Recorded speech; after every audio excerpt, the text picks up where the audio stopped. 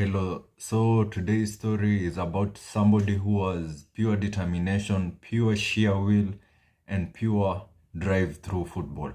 When you talk about this person could be talking about a movie because his example is not some normal figure who you can just make up. This person is like a person who came from a movie. He is imaginary from anything that he has done.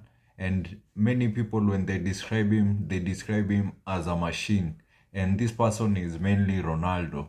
Ronaldo, Cristiano Ronaldo, that is his name. And many people know him by the name of CR7. And this Ronaldo can be explained by a movie called John Wick. John Wick is an example of a person who, against all odds, defeats everybody in that movie. Anyone who wants to kill John Wick manages to defeat him. When the start of the movie of John Wick, it says this man has pure sheer will and pure focus and pure determination. So John Wick and Ronaldo, when you put them in the same world, you can say that is Ronaldo. But John Wick is a fantasy world. But although Ronaldo has everything that John Wick has, because this guy is just a perfect example of pure sheer will. His determination has taken him from many places and to many more places. And there's another movie called Rambo also. This can also explain this character of Ronaldo. Ronaldo has just a character of pure tenacity and pure iron character, which has been unbreakable over all these years. And that's why I want to make this video, for just to give you the story of Ronaldo and why this guy, I think he's the greatest footballer in history because of the things he has done and the pure tenacity he has put into this game to be where he is today. And there's a clip in Rambo where it says, Rambo is a man which he has fought in wars. Rambo is a man who has had special training. Rambo is a man which can eat a food that can make a belly goat puke. So this is the type of person which is Ronaldo. Ronaldo has gone through many things which can make a normal person puke. Ronaldo has trained vigorously and he is here today physically fit for everything that is to come in life and everything that has already presented in his life. He has prepared and has always been prepared for it. There's one thing that Ronaldo says: it doesn't matter what you think, but in my mind, I'm always the best. In my mind, I'm always the best. So he doesn't care anybody what he thinks. Just inside Ronaldo, he's always the best. And that's what it takes for somebody to become the best. It doesn't matter what anybody says, as long as you feel you're the best. People can be saying you're the best, but you don't feel you are the best. So Ronaldo, in his mind, although many people say he's not the best, that's why he still performs, because in his mind, he has the mentality he is the best. So the story of Ronaldo starts when he was born in Portugal in 1985.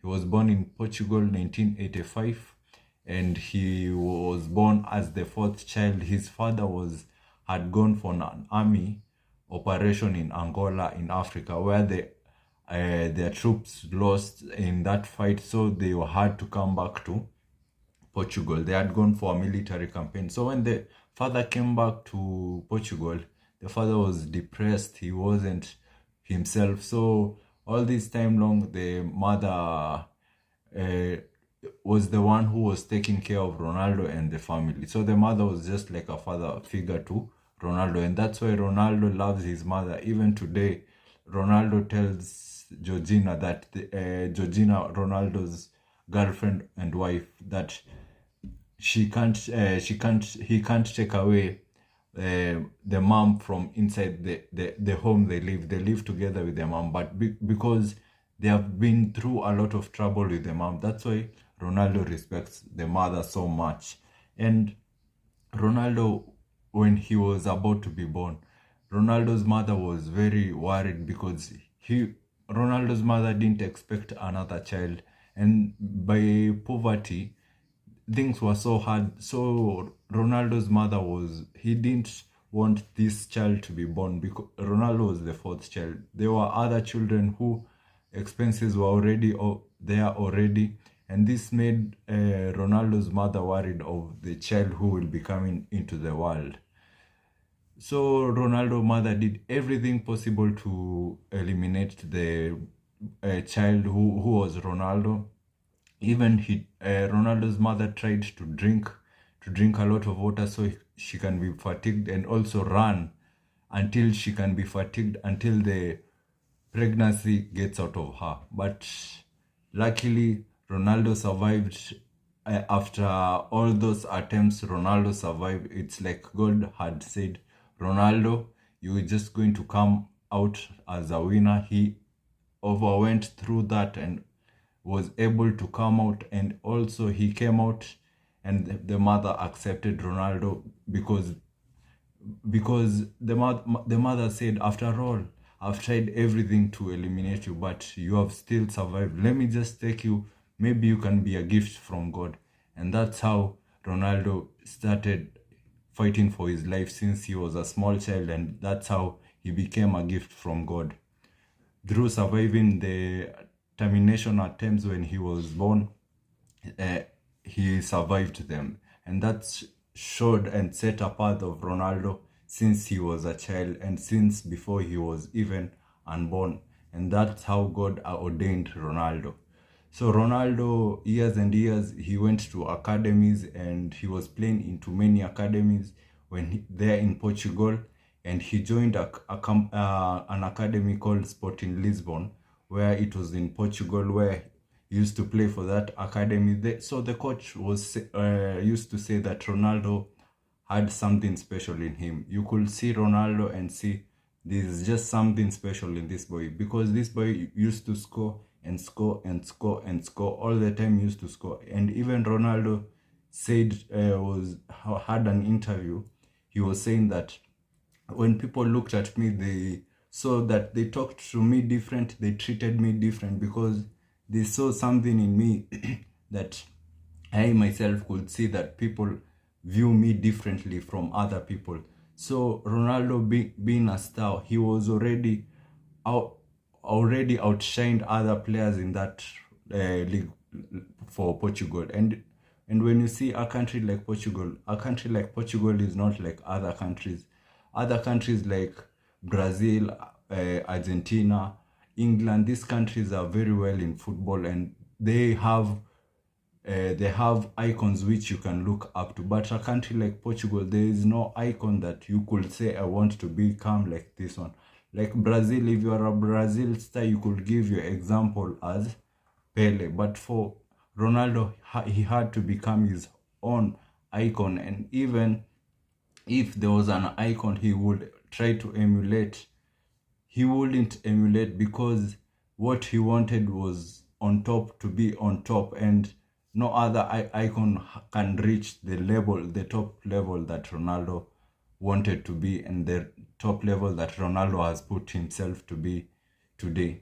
So Ronaldo in Sporting, he was able to score goals. That was what the coaches said, and the coaches said this boy was special, and this boy didn't like to lose. This boy, when he lost, he would feel so bad. And that's why you see Ronaldo even today, losing any game, it's a no for him. He likes to win. This boy is all about winning. No matter what game it is, Ronaldo will just want to win. Any game that he wants, he just wins. And there's an interview that they asked Ronaldo, what's your mentality and what's your focus? He said, my mentality on any game, I don't take any game more special than any game. Any game, I just put all my best. Only the top games is when I give out my extra. But be it any game, it's always the same for me. I have to win. And that's the mentality of Ronaldo, and that's the mentality that has taken Ronaldo to where he is. Ronaldo doesn't he's not choosing in what types of games to perform, be it a top game or a small level game. He doesn't discriminate games or teams. He plays to his fullest ability in whatever games he is. And this mentality is what has brought Ronaldo to here in the world today, to be known as the greatest player of all time. So Ronaldo, by this tenacity and pure sheer will to win, he has always been a winner, and he has always wanted to win wherever, any place, any club that he has played for. So when he was playing with Sporting Lisbon, there's there's another time that the club was opening a stadium. So when they were opening that stadium, they decided to invite Manchester United so that they can play with Manchester United for the opening of the stadium. Their first game to open the stadium was a match between them and Manchester United. So that time, it was when Alex Ferguson was the coach of Manchester United. So Manchester United were playing against Sporting Lisbon that day. So when it came at the end of the first half, Ronaldo had shined. He was dribbling everywhere with the ball, dribbling everywhere in the ball, and he managed to score goals. So when they went into the locker room, the players were saying, "We must sign that boy who is in Sporting Lisbon. We must sign that boy. We must sign him because that boy was used to. He even dribbled past Manu players, which Manu players were very shocked of what talent this young boy had. So they said they must sign this boy, and this boy, they wanted him to sign him right now because when other players or other teams know the talent that this boy had, they would sign before Manu. So Manu tried all their best to sign Cristiano Ronaldo before anyone else knew about the talent this young man had. So in before that match, second half came, the players advised the coach, which was Alex Ferguson, to sign that boy. So Alex Ferguson also had already seen the talent in the boy and agreed to what the players had said. So immediately at the second half start, Alex Ferguson called the manager of the other team, and the negotiation talk started. So before that, Ronaldo had already expressed an interest to join Liverpool, and teams like Arsenal and Chelsea also had interest in Ronaldo, but they weren't that fully interested, and the interest for Ronaldo weren't fully developed. So in that game for Manu, Alex Ferguson called the coach, and the signing talks started right now. So after the second half finished, Ronaldo also outdone the Manchester players, and also he performed many skills that made the Manchester players look like they were younger than Ronaldo, although Ronaldo was younger than them. So when the match ended, the Alex Ferguson called Ronaldo and told him, "I want you to come to Manchester United. And when you come to Manchester United, I'll make you play 50% of the game." Ronaldo was shocked. 50%, and I'm this young. I'm not fully developed. But Ronaldo was shocked on what Alex Ferguson had said. So he accepted to come to Manchester United. So that's how the journey of that young boy started, and that's how now he started. He had a transfer now to come to Manchester United, and that's how he started his career, and that's how his career built up by just that story, which is shocking on how he could be accepted by a big team like Manchester United to play 50% of the game. Even there are some top players who couldn't even play 50% of games in Manchester United. Even right now, 50% is a lot of games, a lot of games for just a small young player who has never been introduced into the world. So when Ronaldo was coming to Manchester United, Alex Ferguson gave Ronaldo directly the number 7 shirt. The number 7 shirt, if you just know and know the history of Manchester United, number 7 shirt is not just a normal type of shirt that can be given to anybody. And that's why when Ronaldo lately in time came, he was just given the number 7 shirt, because the number 7 shirt is a special number and no one can just be given like that the number 7 shirt. So Ronaldo, although his young age and in his inexperience, he was given number 7 shirt. This already showed what Alex Ferguson had seen in this boy. He had already knew what this boy could represent to the football team. So when Alex Ferguson gave Ronaldo number 7 shirt, people were wondering how could he give Ronaldo the number 7 shirt, this shirt number for Beckham. Beckham at that time had left Man United to go and play for Real Madrid. And the number 7 shirt was also the number of Eric Cantona, a good striker in Manchester United, the top strikers in Manchester United. So this number was a legendary number. It couldn't be handed to anybody else, but it was given to Ronaldo, and that was his first number. That was his first shirt that it was given to Ronaldo, and that shows how special this boy was. So his first match he played very well against a team called Burnington, although he wasn't fully confident because Premier League, as you know, Premier League is tough. Then that time he was falling a lot. When somebody tries to tackle him, he just falls. He was just falling all the time. He didn't have that full confidence on who he was, and although he had the mentality of being a winner. So in the second year is when he started fully developing, and also in the years to come, he was able to win the Premier League. After winning the Premier League, that game for Premier League, the last game for Premier League where they won the Premier League, he scored the last goal which crowned them to be the winners. I think it was against Fulham United, where he scored the last goal and he became the winner. And that's why Alex Ferguson loves this Cristiano Ronaldo, because he has made also Alex Ferguson to be a winner, and also Alex Ferguson to be a good coach, because he has brought many trophies at home and to Manchester United. So he was able to win the Premier League, and also he was able to win the UEFA Champions League. And this is what Alex Ferguson would love to win. And this also made Alex Ferguson love this boy, and also his career, the career of Alex Ferguson and Cristiano Ronaldo were tied together because of this. So Cristiano Ronaldo won the Champions League. It was against Chelsea and Manchester United, where Man U won. And Ronaldo, from all this time, he was a star, dribbling, scoring goals all the time.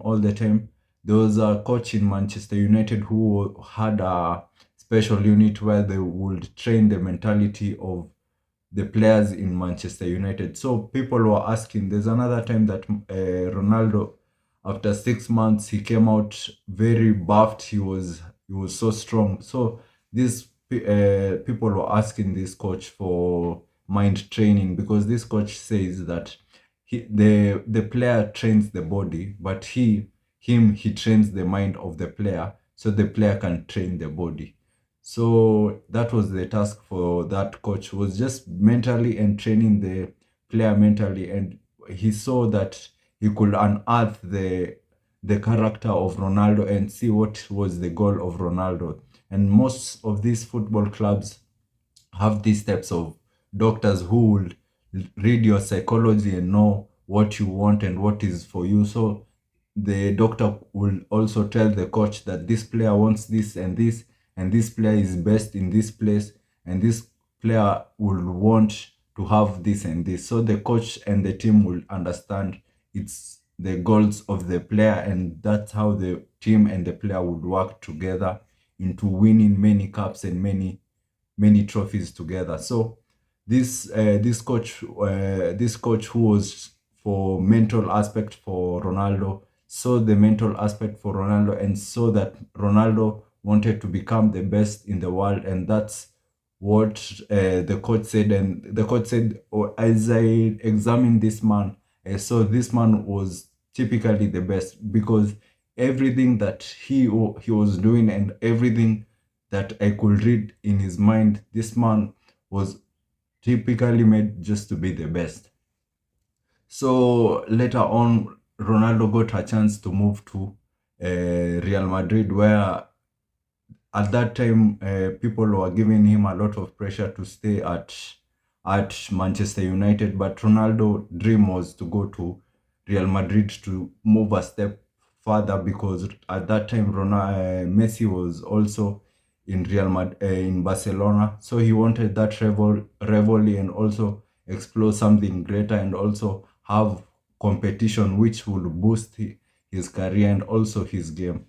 So when Ronaldo moved to Real Madrid, he was given the shirt number 9, and that's how also his fame began.